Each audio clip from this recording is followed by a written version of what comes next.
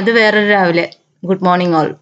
ഭയങ്കര മഴക്കാറാട്ടോ ഇന്ന്. മഴക്കാറായതുകൊണ്ട് ആക്ച്വലി ഒരു ക്ലൗഡി ആണെങ്കിൽ നമ്മളുടെ മൂഡും ഭയങ്കര മൂഡിയാവും നമ്മള്.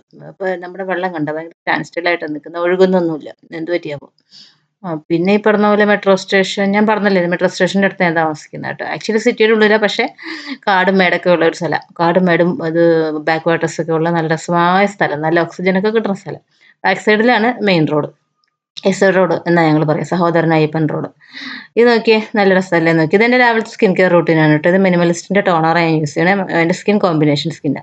ഇത് സെറ്റഫിലിന്റെ ഇതാണ് സെറമാണ്. പിന്നെ ഇത് സെറ്റഫിലിന്റെ എന്റെ മോയ്സ്ചറൈസർ. പിന്നെ നമ്മുടെ എസ് പി എഫിനെ കുറിച്ച് പറയുകയാണെങ്കിൽ ഞാൻ യൂസ് ചെയ്യുന്ന എസ് പി എഫ് ആണ്. അൾട്രാ ഷെയറിന്റെ എസ് പി എഫ് ആണ്.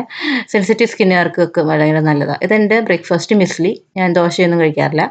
പിന്നെ എൻ്റെ ഡോഗ് ഫുഡാണിത്. കുറച്ച് വെജിറ്റബിൾസും കുറച്ച് റൈസും കുറച്ച് ചിക്കൻ പാർട്സ് വാങ്ങിച്ചിട്ട് അതും ഇട്ട് കൊടുക്കും. പിന്നെ കുറച്ച് മഞ്ഞപ്പൊടി മഞ്ഞപ്പൊടി ഇട്ട് കൊടുത്തിട്ട് ഉപ്പിടില്ലേ ഒരു 3 വിസിൽസ് അടിക്കും. അല്ലെങ്കിൽ 2 വിസിൽസ് ഒക്കെ മതി. അപ്പോൾ എല്ലാം ഓക്കെ ആവും. പിന്നെ എല്ലാവർക്കുമുള്ള ബ്രേക്ക്ഫാസ്റ്റ് ഉണ്ടാക്കും കേട്ടോ. ബ്രേക്ക്ഫാസ്റ്റിന് ഇന്ന് ദോശയാണ്. ഞാൻ ദോശ കഴിക്കാറില്ല. ഇപ്പോൾ ഞാൻ ജിമ്മിൽ പോയിട്ട് കുറച്ച് നാളായി. ജിമ്മിൽ പോണ ആളാണ് ഞാൻ. ഇനിയിപ്പോൾ ഞാൻ ജൂൺ മുതൽ റിസ്യൂം ചെയ്യത്തുള്ളൂ. അപ്പോൾ ഞാൻ ബ്രേക്ക്ഫാസ്റ്റ് ദോശയൊക്കെ കഴിക്കും. എൻ്റെ ഫേവറേറ്റ് ആണ് ദോശ. ഏത് സമയം കിട്ടിയാലും കഴിക്കും ഞാൻ ദോശ. പക്ഷെ എന്ത് ചെയ്യാനാ ജിമ്മിൽ പോകാത്തതുകൊണ്ട് ഒരു മടി കഴിക്കാൻ. രാവിലെ പിന്നെ എനിക്ക് മിസ്ലി ഭയങ്കര ഇഷ്ടമാണ്. ഞാനതുകൊണ്ട് മിസ്ലി മാത്രമേ കഴിക്കുള്ളൂ. പിന്നെ ആർക്കും ഇത് ഹസ്ബൻഡിന് ഉണ്ടാക്കുന്ന ദോശയൊന്നും ശരിക്കും പരത്തിയത് ശരിയായിട്ടില്ല എന്നുകൊണ്ട് അതൊക്കെ മതി. അപ്പോൾ അദ്ദേഹത്തിന് എന്താ കൊടുത്തത് orange chutney. Orange chutney means tomato ചട്നിയാണിത്.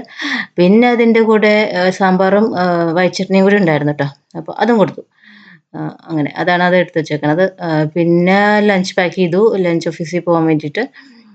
Rice, sambar, prawns fry ഇതാണ് അദ്ദേഹത്തിനുള്ള ലഞ്ച്. പിന്നെ ഞങ്ങളുടെ എക്സിബിഷൻ നടക്കുന്നുണ്ട്. ഞങ്ങളൊരു ഫാമിലി ഞങ്ങളുടെ വീട്ടിൽ മിക്കവരും എല്ലാവരും നന്നായിട്ട് പെയിന്റ് ചെയ്യും.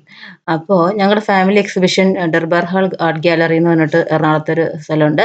അവിടെ നടക്കുകയാണ്. ഇതെൻ്റെ ഫാദറിലെ വരച്ചതാണ് ഈ പെയിന്റിങ്സ് ഒക്കെ. He's no more. പക്ഷെ അദ്ദേഹം എന്താ പറയുക കേരള സാഹിത്യ അക്കാദമി അവാർഡൊക്കെ കിട്ടിയിട്ടുള്ള ആളാണ്.